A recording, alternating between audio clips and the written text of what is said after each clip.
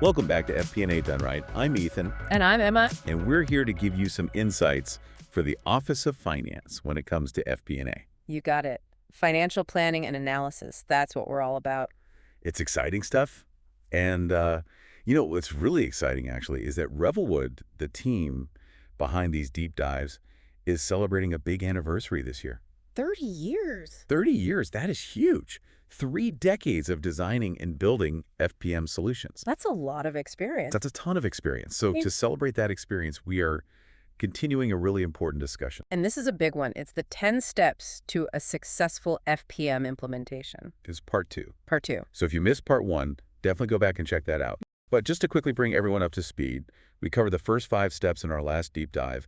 Step 1 was all about securing an executive sponsor. Yes, that champion who can really drive the project forward. Influence the organizational culture. Then in step 2, we focused on defining the requirements. Really important to do that pre-planning and collaborate across those departments. Yeah, to make sure that that FPM system is going to meet everyone's needs. Exactly. Step 3 was all about phasing the project. Yes, breaking it down into those manageable chunks. So you can get those quicker wins and mitigate some of the risks along the way. Makes sense. Step 4 was all about taking ownership.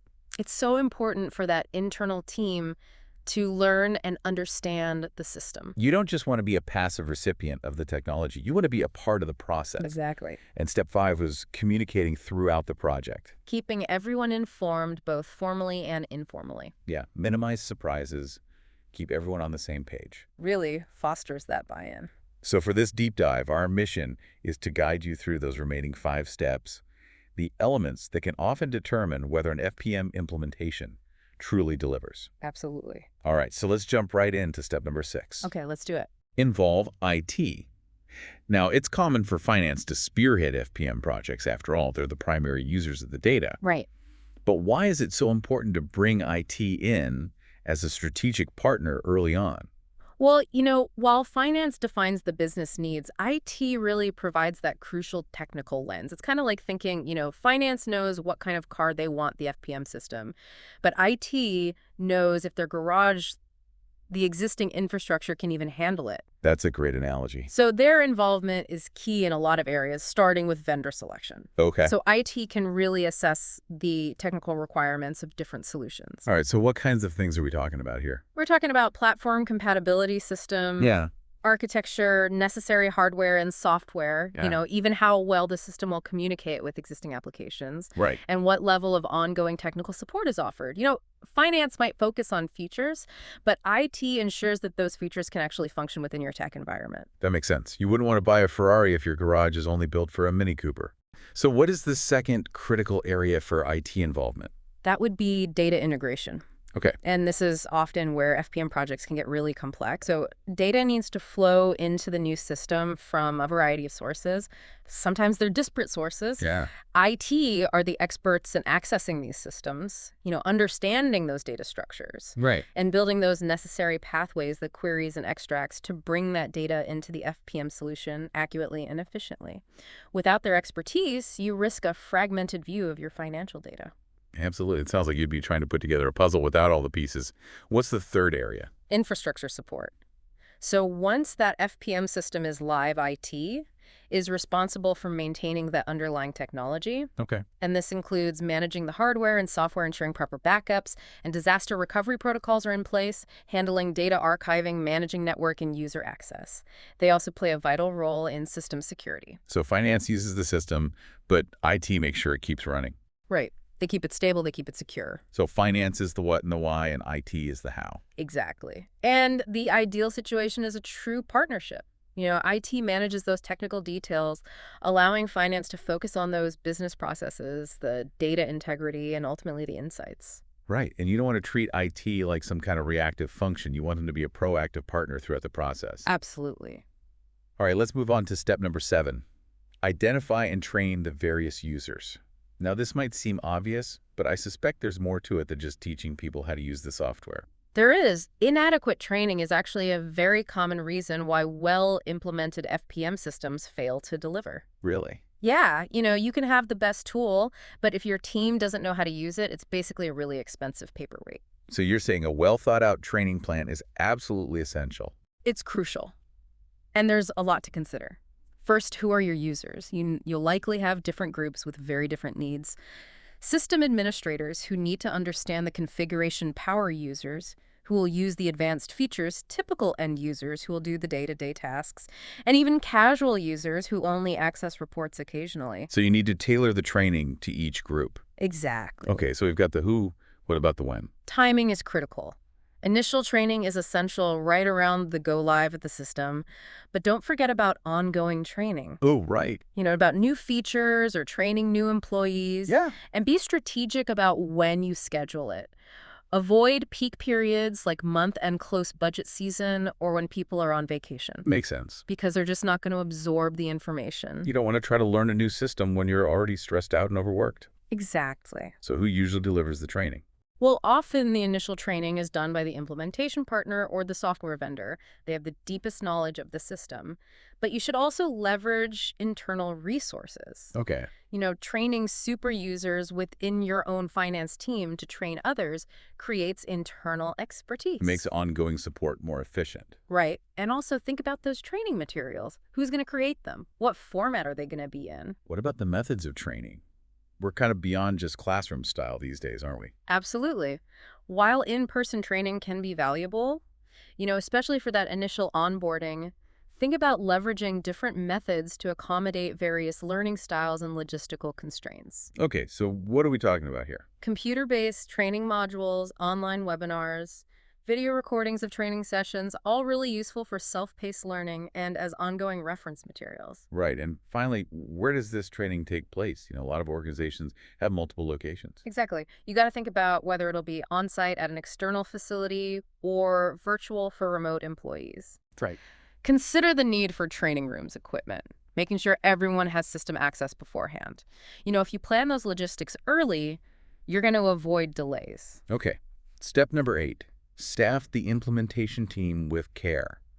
Now, we've talked about external consultants, but what about building that internal team? So while that good relationship with external consultants is so important, the success of your FPM system really relies on that internal team that you assemble. Okay. Now, you'll have a lot of individuals from different departments involved at some point. Yeah. But 2 roles are absolutely critical. All right, who are we talking about here? The project manager on the client side and the system administrator. Okay, so let's start with the client-side project manager. What makes this role so important? They act as the central coordinator, the point of contact for all those internal stakeholders. Working closely with the consultant's project manager, they're responsible for making sure the client organization delivers on their commitments. So things like data extracts, sample reports, user acceptance testing. Exactly. A strong client-side project manager keeps the project on schedule, facilitates communication, addresses any roadblocks. They're kind of like the conductor of the FPM orchestra. And then we have the system administrator. When should this person be brought on board? Ideally, as soon as possible, even before that main implementation phase. Okay. They should work directly alongside those consultants as the system is built and configured. This hands-on experience is so valuable. It allows them to understand the architecture data flows, maintenance requirements, makes the transition to full internal ownership so much smoother. Makes sense. You don't want to be left in the dark after the consultants pack up and leave. Exactly. Okay, step number 9, close the loop on the project. It sounds like it's more than just hitting the go-live date. It is. A successful FPM implementation isn't just launching the software. It's about making sure it delivers that business value and setting the stage for future optimization. Closing the loop involves a few key activities once that system is live and stable. First, you need to measure the results. So did you achieve those initial goals? Did the implementation address the business challenges? Exactly. Quantify those benefits, calculate the ROI, demonstrate the project's success. This is the point where that internal team should take full ownership. So you're showing the value and solidifying internal control. What else goes into closing the loop? It's a great time for reflection and learning. Conduct a post-implementation review, document what went well, what could have been done better. Right. These lessons learned provide valuable insights for future projects. And it's a good time to start looking ahead, discuss those future requirements, potential enhancements. Establishing a process for continuous improvement, that ensures the FPM system keeps evolving with your business needs. Okay, last step.